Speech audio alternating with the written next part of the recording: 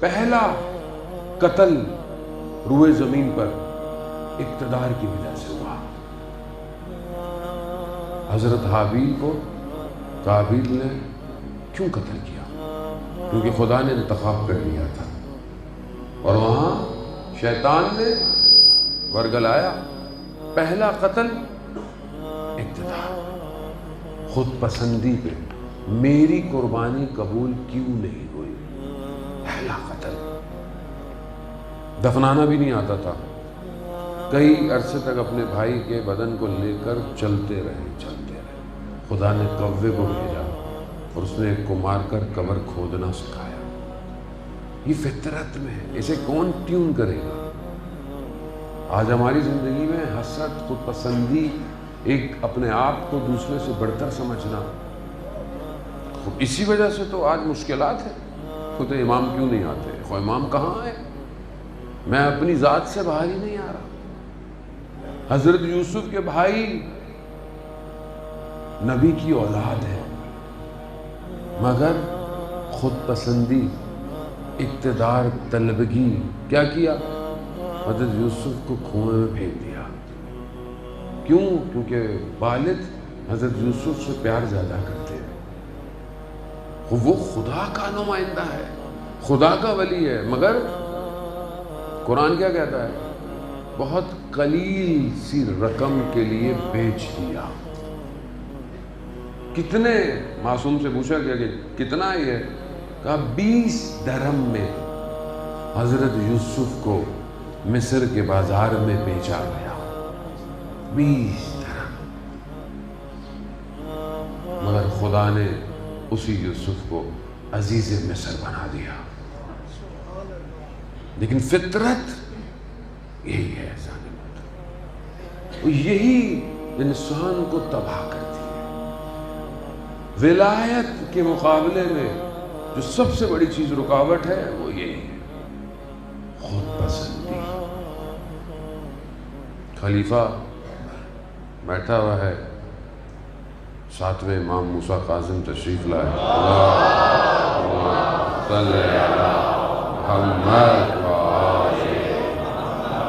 امام تشریف لائے، امام کا بڑا احترام کیا، اپنی جگہ پہ امام کو بٹھایا، اکرام کیا۔ جب امام چلے گئے تو بیٹے نے کہا کہ اگر آپ ان کا اتنا احترام کرتے ہیں تو آپ ان کو ان کا مقام کیوں نہیں دے دیتے؟ کیا کہا؟ کہا اگر تم بھی میرے اس مقام کے مقابلے میں آئے تو تمہاری گردن بھی کاٹ دوں گا۔ اقتدار، اسی نے نظام ولایت کے مقابلے میں آیا۔ آج پوری دنیا کیا ہے؟ آج کیا جنگ ہے؟ آج کرسی کی تو جنگ ہے، آج طاقت کی جنگ ہے، پوسٹ کی جنگ ہے۔ ایک دوسرے کی ٹانگیں کھینچو، ایک دوسرے کے اوپر برائی کرو، چاہے کرپشن کرو، چاہے چوری کرو، چاہے کچھ بھی کرو۔ آج آپ کے سامنے کیا ہے؟ آج دنیا کے ظاہری سپر پاور کیا چاہتے ہیں؟ دوسرے ملکوں کو دبا کے رکھو، تباہی کی طرف لے کے جاؤ، غلام بنا کے رکھو، ان کے ذہنوں کو غلام بنا دو، ان کے حکمرانوں کو خرید لو تاکہ یہ ان کو رشد ہی نہ۔ کس کی جنگ ہے؟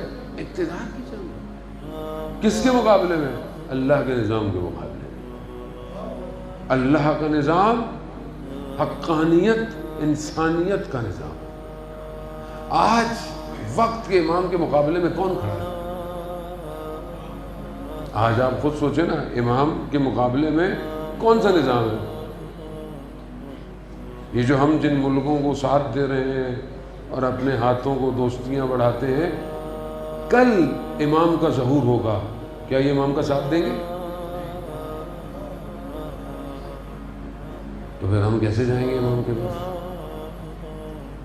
کون لے کے جائے گا ہمیں امام کے پاس؟ کیا ان حالات میں ہم امام کا ساتھ دیں گے؟ ہمارا ملک ساتھ دے گا؟ ہمارے ڈپارٹمنٹ ساتھ دیں گے؟ آسان نہیں ولایت۔ یہ کربلا ہر سال سن کے گریہ کر کے گھر جانے کی داستان نہیں ہے۔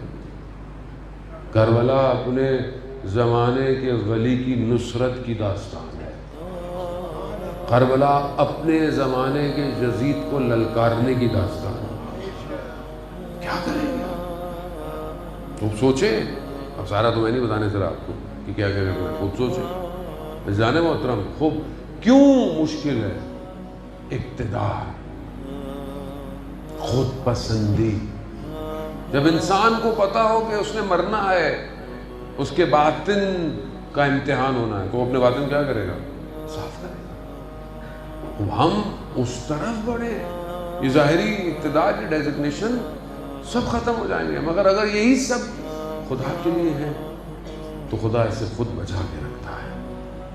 عزیزان محترم، ہم اپنے وجود سے شروع کریں. بعض اوقات ہماری انگلیاں دوسروں کی طرف زیادہ ہوتی ہیں لیکن اپنی طرف متوجہ نہیں ہوتی. مومن وہی ہے جو دوسروں کی برائیوں کو ایک تو چھپائے، دوسرے کو عیب کو اپنا عیب سمجھے اور اپنے عیب کا محاسبہ کرے.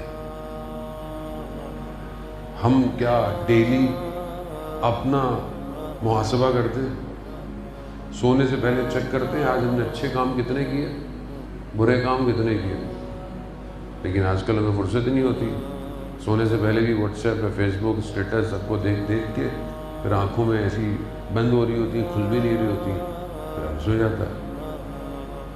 اور نفس اور روح کا محاسبہ کچھ بھی نہیں ہے. عزیزان محترم، آیت اللہ غازی طباطبائی رضوان اللہ تعالیٰ کے شاگرد تھے ہاشم عداد، اور ان کے بعض بڑے شاگردوں میں سے شاگرد علامہ طباطبائی، حسن الہی طباطبائی، آیت اللہ بہجت، یہ سب بھی آیت اللہ غازی کے شاگرد ہیں. یہ شاگرد جو تھے یہ عالم نہیں تھے، یہ لوہار تھے، لوہے کا کام کرتے تھے کربلا میں. اور کرامت اتنی تھی کہ لوہے کو ایسے ہی اٹھا لیتے تھے. استاد نے منع کیا کہ ایسے نہیں کرو، لوگ پتہ نہیں کیا سمجھیں گے. کیسے مقام حاصل ہوا؟ ہم بعض اوقات سوچتے ہیں جی بڑے کوئی چلے کاٹنے پڑیں گے، پتہ نہیں کیا کرنا پڑے گا. مقام کیسے؟ گھر، کیونکہ لوہار تھے، جتنا کماتے تھے ایک باکس رکھا ہوتا، اس میں لکھا ہوتا جس کو جتنی ضرورت ہے لے جائے. آخر میں جو بچتا تھا گھر لے جاتے تھے.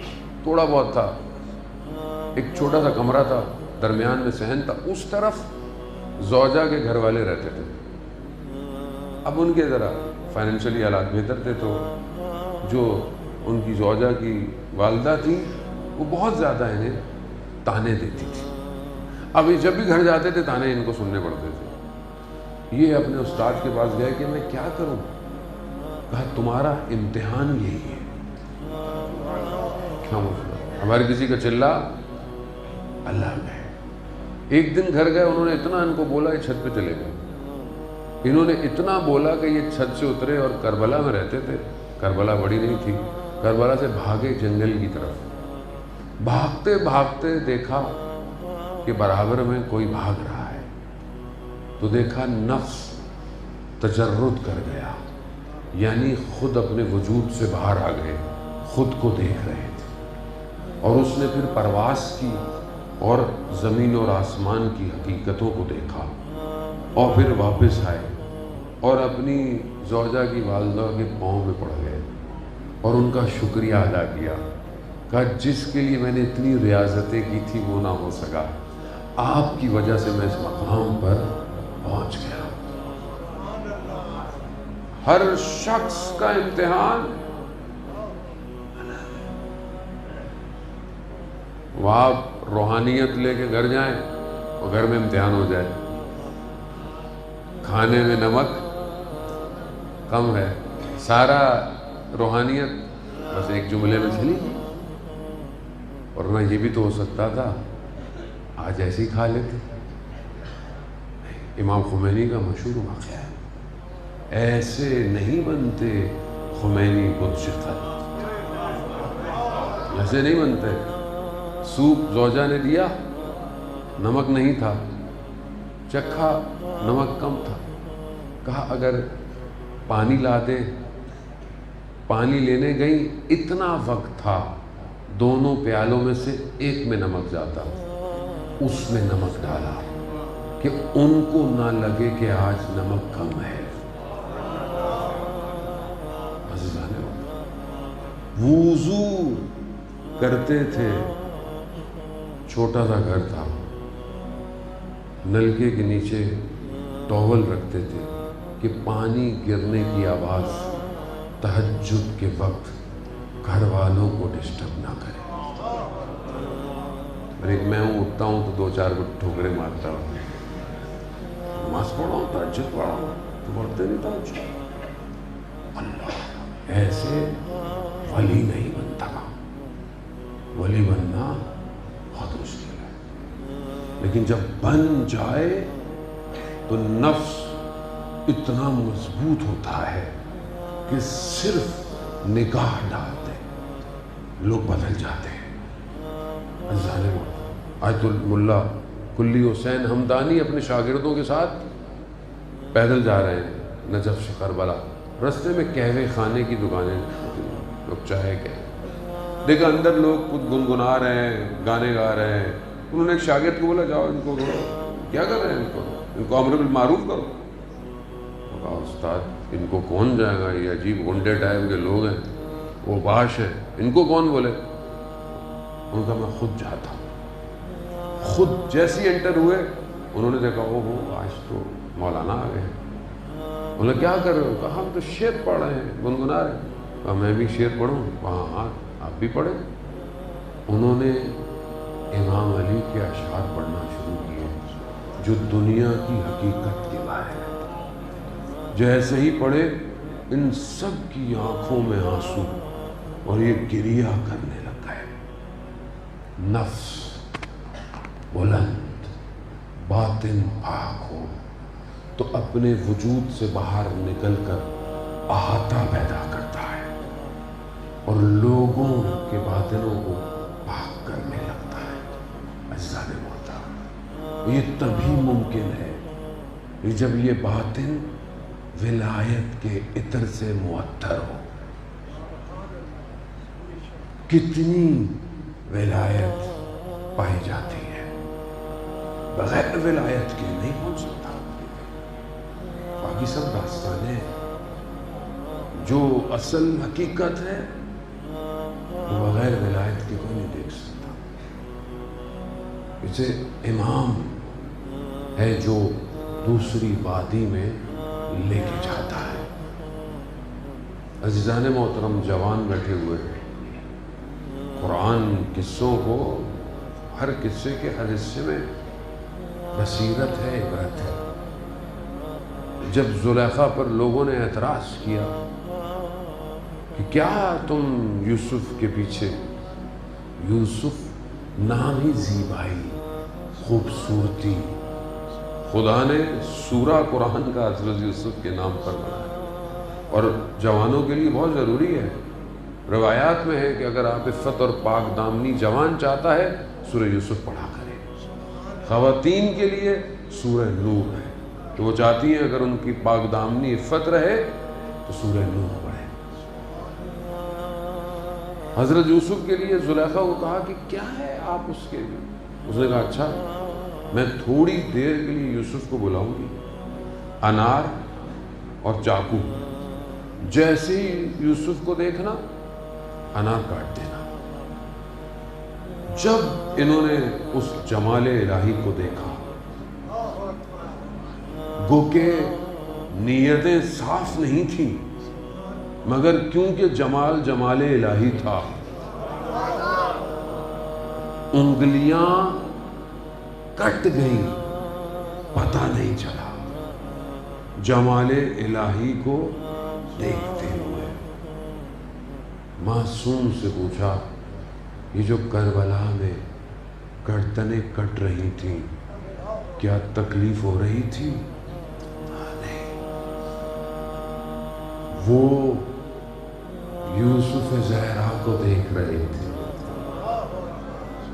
وہ حسین کا جمال، ان الحسین مصباح الہدی والسفینۃ النجات، جو حسین کو دیکھ رہا اس کے بدن کے ٹکڑے ہو گئے، انہیں احساس